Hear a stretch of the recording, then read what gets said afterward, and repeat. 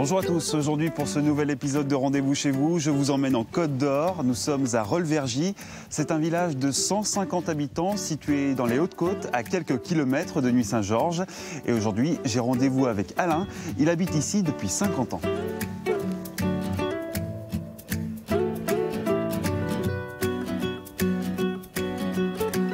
La voilà la sonnette.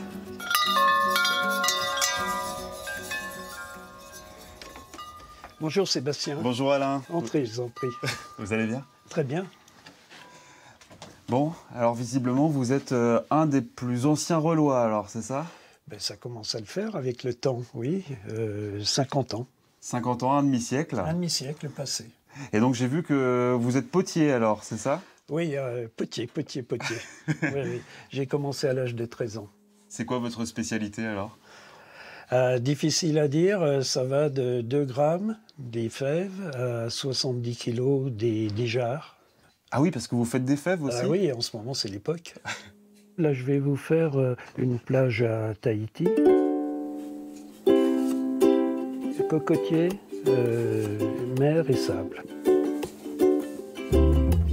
Qu'est-ce qui vous plaît dans ce travail?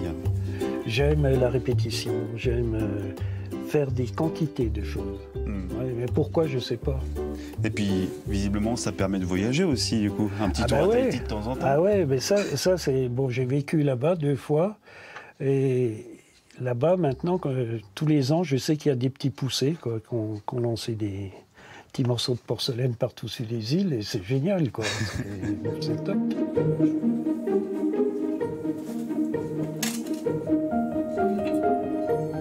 Une fois que toutes les fèves ont été préparées, elles passent au four. Et ça, c'est le résultat, alors? Oui, c'est le résultat.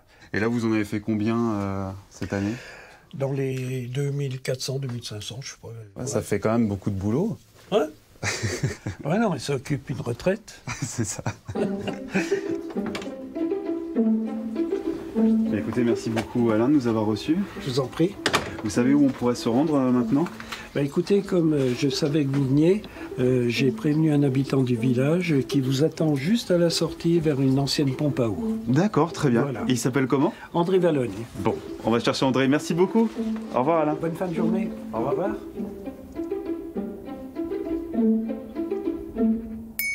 Bonjour. Ah bonjour. J'imagine que vous êtes André? Oui.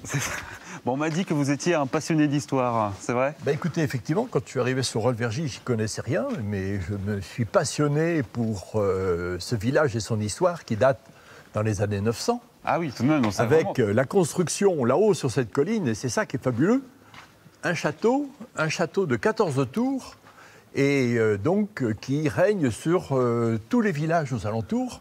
Donc c'est la seigneurie de Vergy, et ce château qui était ici, de 14 tours, est un château imprenable, extraordinaire. Et il ne reste malheureusement qu'une seule tour aujourd'hui, qui est la tour Saint-Denis. Pourquoi il ne reste plus qu'une seule tour? Parce que Henri IV, en 1610, a fait détruire tous les châteaux forts de peur que les armées se reforment dans le cadre de la Ligue.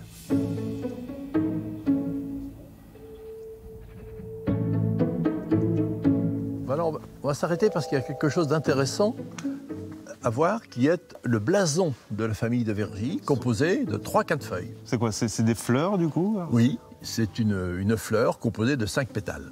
D'où quintefeuille. D'où 5 la quinte. feuilles. La quinte. La quinte. Je vais pas au poker.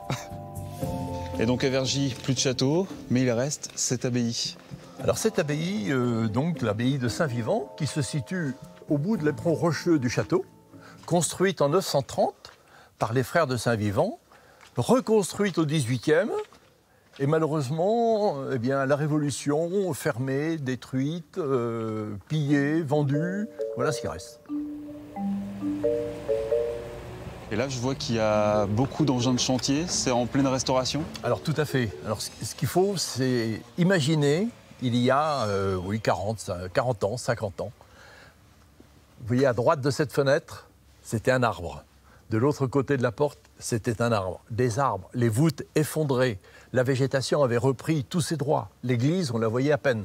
Il faut rendre hommage, je crois, au domaine de la Romanée-Conti, qui a racheté ces ruines, qui a créé une association pour restaurer ce lieu, qui est un lieu d'importance d'un point de vue historique, patrimonial, et puis aussi avec un objectif final qui est de permettre un jour de l'ouvrir au public.